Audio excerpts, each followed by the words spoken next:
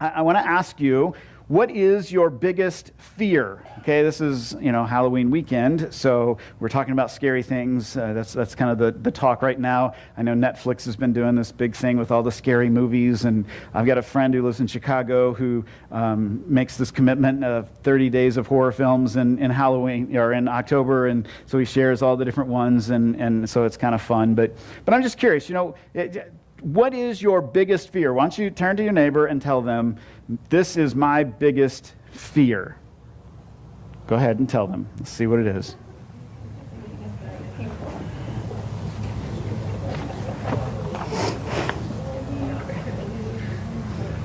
All right. Any good ones? Any ones I need to know about? No. Okay. Who here is afraid of spiders? Like that? Just, yeah. Okay. No. What? Webs. You're afraid of webs? You're like the scariest guy I know, Joe, and you're scared of spider webs? They are nasty. I mean, that's true. Anybody afraid of clowns? Yeah, now that Stephen King is out with it. Yeah, no, it's weird. Whoever thought that was great for kids? What about, what else? Tell me something. What's everybody afraid of? What's that? Public speaking. Okay, yeah, talking in front of other people. Let's just bring everybody up front. No, I'm kidding. Yeah, we all have fears, don't we? I mean, we got some big ones, all the phobias and stuff. Did you know that you are only born with 2 innate fears? Right? The fear of falling and the fear of loud noises that startle. Those are the only 2 that you're actually born with. Everything else is learned. It's developed over time. And so all of these fears that you have, you've learned them. Now, some of you have learned them from experiences that scared the heebie-jeebies out of you, right? I mean, that's just the way it happens. And so you realize the spider jumps out at you, it scares you, it startles you, and so you then, are scared of them. I understand that. But it's interesting to me that we have all of these fears, and yet there's really only 2 that we were born with. The rest we developed over time. And I'm talking about this because in our text today, we're in the middle of this series that we're calling Signs. And it's the 7 miracles that John records in his account of the gospel. And he records all these different ones. And there's, he says there are tons more that I could have talked about, but these are the 7 that he chose. And in this one, we find the disciples terrified, scared to death. And so I thought it was appropriate to start with this today, to say, okay, what does it look like? What does a miracle look like? What does a sign from God look like when you're terrified? And what would that look like if Jesus were doing it? And we have an example of that. So in John chapter 6, I'm just going to read the account. It's actually kind of brief, what he does here, but it's an interesting text. He says, that evening, John chapter 6, I'm starting in verse 16. That evening, his disciples went down to the shore to wait for him. But as darkness fell, and Jesus still hadn't come back, they got into the boat and headed out across the lake toward Capernaum. Soon a gale swept down upon them as they rowed, and the sea grew very rough. They were 3 or 4 miles out when suddenly they saw Jesus walking on the water toward the boat. They were terrified. But he called out to them, I'm here. Don't be afraid. Then they were eager to let him in. And immediately the boat arrived at their destination. Now, this account is actually recorded in Matthew as well as Mark, and then, of course, the John passage that we just read. And Matthew and Mark expand just a little bit on it. They give a few more details, take it from different angles, and because Matthew is where we see Peter, saying, Jesus, if it's really you, ask me to step out. And so Peter walks on the water, and over the summer, we actually did an entire series on that passage, so we won't go into that aspect of it. But that's one aspect of it that we heard. And Matthew says, rather than saying they immediately arrived at their destination, he says that, and Mark says this too, as soon as Jesus got in the boat, the storm stopped. Right? He calmed the storm at that same time. And so we see this miracle that there's all these things happening. And to set it up, in John especially, we read, he had just fed 5,000 people with 5 loaves and 2 fishes. And we talked about that last week. We said, what does that look like? Why was this significant? And we didn't even go into some of the details, like the fact that Caesar, right, the ruler of the Roman Empire, had talked about how he would feed the masses with very little, and he would be the one who would feed them. And that's why he was the Caesar, the Son of God, right? And Jesus then comes around and does this miraculous thing where he feeds the masses, right, with very little, because he is the Son of God. And the people see this, and this is why it says in one of the accounts that the people wanted to make him king. And we read in John later after the miracle, it says the people, they were like, whoa, this is the Messiah. We got to make him king right now. And they were going to force the issue, and Jesus knew that timing wasn't right.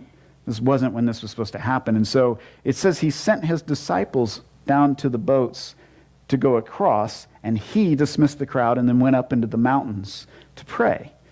And I think that Jesus did this, honestly, because he knew the disciples couldn't handle. I mean, can you imagine if you've got 15, 20,000 people, right, wanting to make Jesus the Messiah, the king, like all of a sudden you've got more than a riot, okay? This is a revolution ready to start. And you're one of the ones really close to Jesus. You might start believing the hype at that point, right? You might start getting into this crowd mentality, right? And you may just get going. And Jesus knew that he needed to kind of guard his disciples from this because they still weren't quite grasping everything. And so he sends them away, separates them from the crowds. And then he gets alone, probably to process, probably to spend some time with the Father, just saying, hey, help me understand this. I want to make sure we're doing everything, as according to plan. And then they're out there. They're in the middle of the lake. And the Sea of Galilee, just so you know, is about 7 miles wide at this point.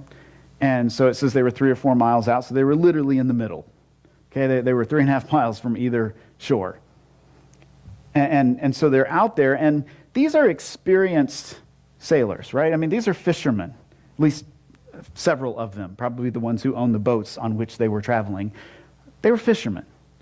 Okay, being in a storm, being in a windy condition, that wasn't new to them. And even being out on the water late at night wasn't new to these guys. I mean, we read of another time that Jesus tells them to throw their nets on the other side, right? Because he had said, did you catch anything? And they said, no, we've been out all night fishing and haven't caught anything. So it was normal for them to be on the lake at night. And yet it says that the wind was blowing basically the wrong direction, right? They couldn't make progress where they needed to go, and so they were rowing against the wind, and so they were struggling. And Jesus sees this. Have you ever felt like that Jesus has given you, that God has called you to a task that maybe you thought you could do, but then the going got tough?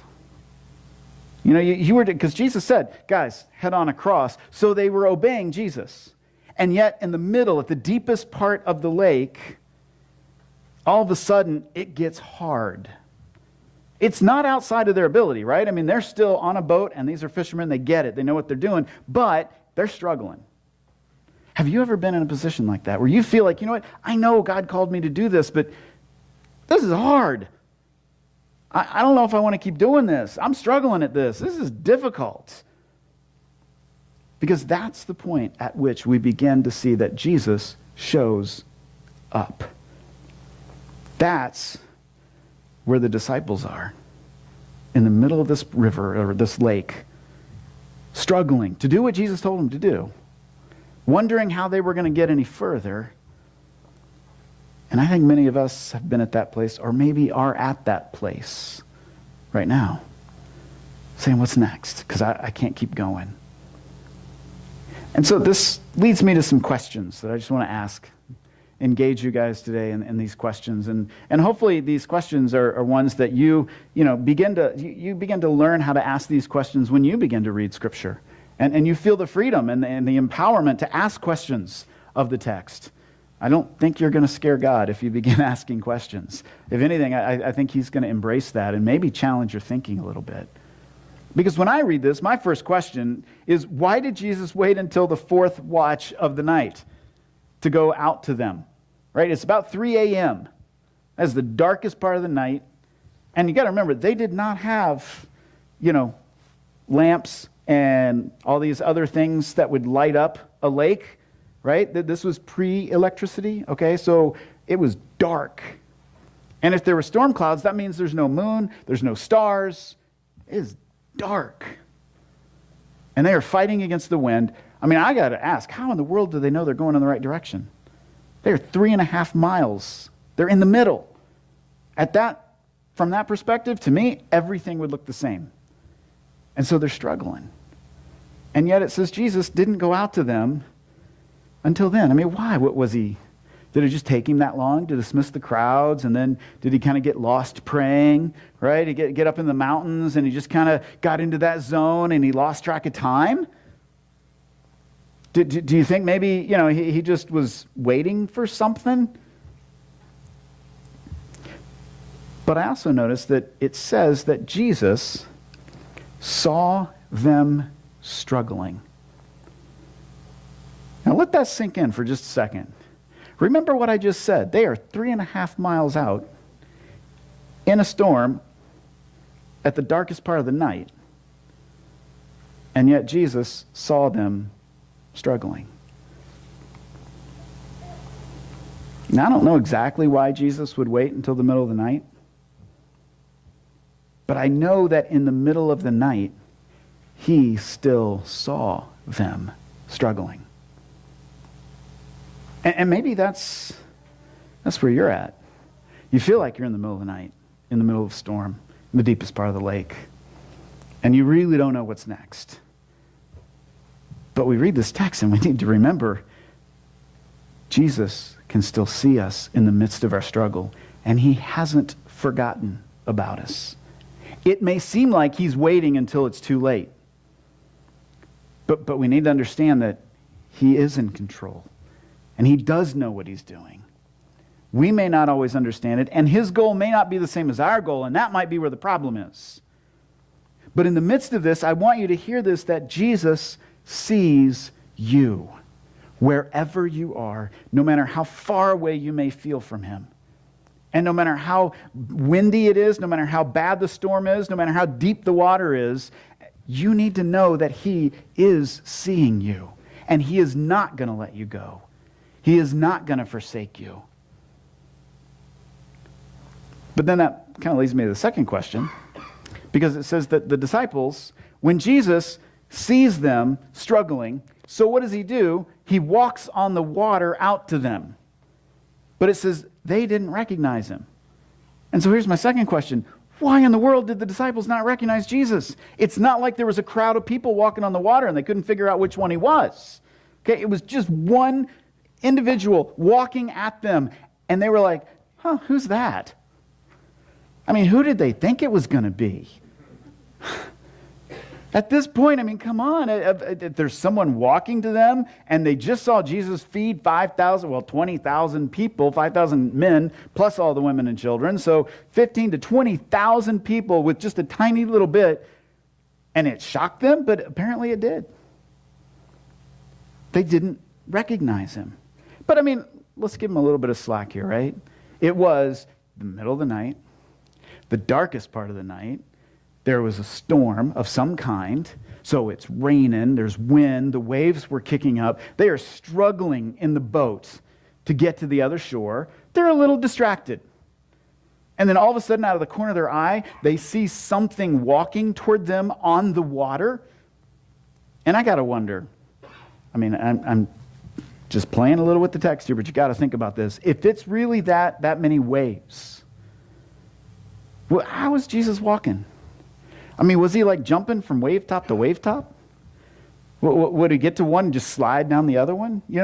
How was he walking? I can't even imagine what it was, but you got to imagine the disciples see this and they're scared because this is completely out of context of the way they would have normally seen a person approaching them.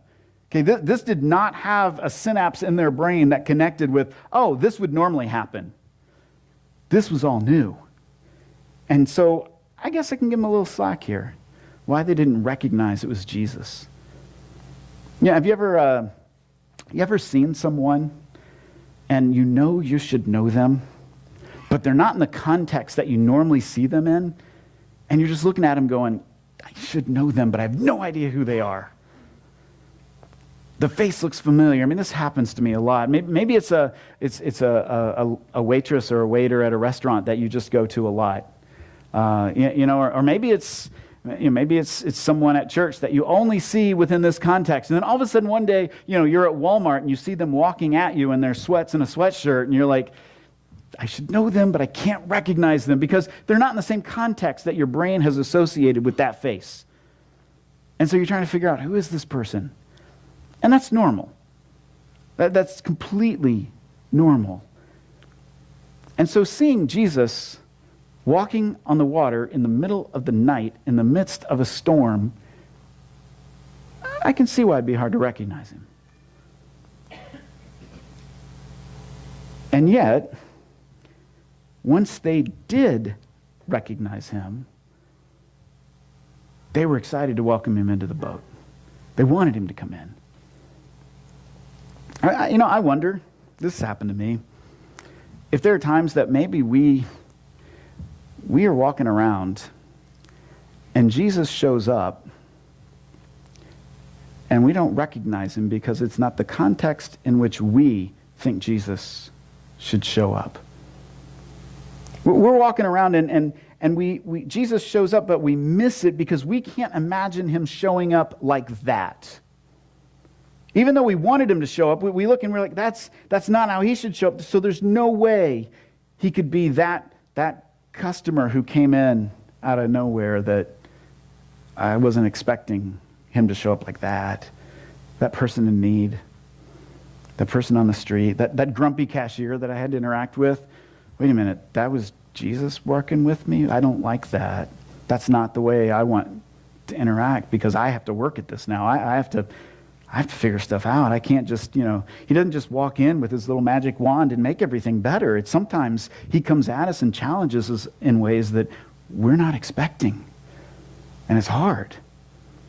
And I just wonder how many times that as Jesus approaches us, once we begin to recognize that this is Jesus that we're interacting with, even if it's just him working through someone else, that it startles us and it scares us because we're just not used to that. And so we have to ask ourselves, what are we doing with that? Am I so caught up in the storm, right, in the winds around me and in the stuff going on around me that I've lost sight of Jesus? I'm not ready to see Jesus. Right? Have we reached a point that we get so caught up in the worries of this life, in the stuff going on, that we look around and Jesus shows up, but we're not ready for it because we're so distracted?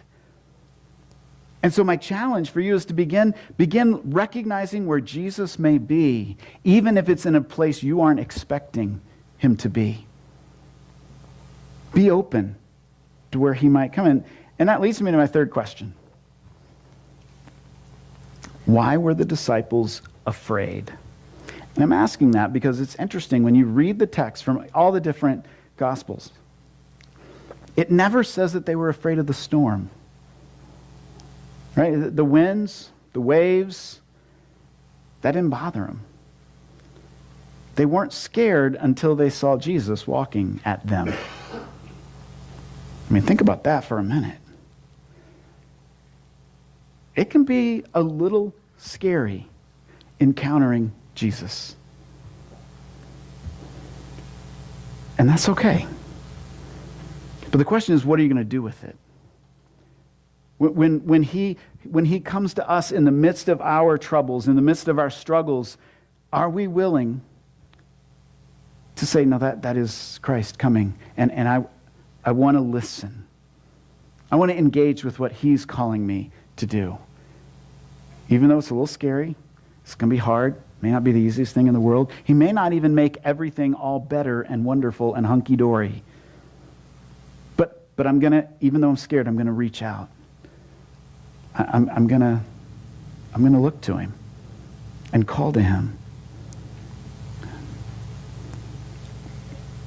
You know, if you are in the midst of that being a little afraid, it's really time. First thing we got to do is start being honest about why we're afraid.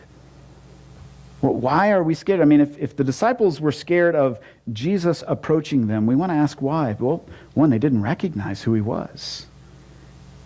And so oftentimes we can be afraid because we don't recognize that it's Jesus working in our lives. And so sometimes we need to put ourselves in a position to have others help speak that into us. Say, no, listen, that is Jesus working. I can see it because I'm not stuck in the middle of the storm, and so I can give you a little guidance here. We need a community of people that will speak truth into our lives, that will hold us accountable, that will push us, that will challenge us, that will comfort us when it's really hard, that will build us up when we're feeling really down. That's what the church is all about. It's about being in a position where other people can help you understand that this is Jesus calling. This is Jesus moving in your life. Don't be afraid. It'll be okay. I want you to hear Jesus' words in the midst of whatever storm you may feel like you're in right now.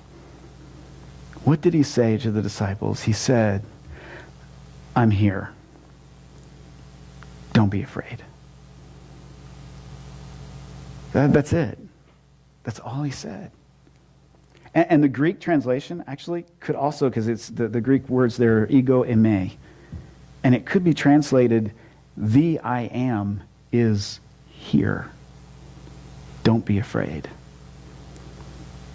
And that's a reference back to Exodus where Moses asked God, well, what name shall I tell the Israelites is your name? And God says, tell them the I am is here. And Jesus repeats that to his disciples and says, the I am is here. Don't be afraid. Will you trust that the I am is with you? He sees you, even though you feel like you are in the darkest part of the storm, at the deepest part of the lake. Because we said this a while ago, but everybody wants a miracle, but nobody wants to be in a position to need a miracle. And it's in the deepest part of the lake that a lot of the miracles happen, which can be the scariest part. But are you willing to trust him? That he does see you. I'm going to ask the band to come back up. We just want to finish with one song. I'm going to pray, and you can just remain seated and just listen. And in the midst of this song, I just want you to ask yourself, what is it that I'm experiencing now that I'm feeling fear in the midst of it? And am I willing to let Jesus show up? And will I trust him when he says, I'm here? Don't be afraid. Lord Jesus, I thank you that you do love us. And God, I know there are people sitting here today that are saying, I need a miracle. The waves are strong, the wind is strong, the rain is tough. I'm in the deepest part, in the darkest of the night, and I'm scared, and I don't know what to do. And so God, I know there are people saying, I need a miracle. So God, I pray this morning that as we face that issue, as we struggle through that fear, that you would show up. And it may be in a miraculous way, it may be in a scary way, it may be in a simple way. But God, I pray that you would give us the eyes to see, the wisdom to understand you are showing up. We give you the glory for all of it. And now, God, as we just reflect for a moment, I pray that each person here, that you would speak into their life, into their heart, comfort. And you would show them that you see them. And you're not going to leave them alone. May they experience that still small voice this morning. In Jesus' name.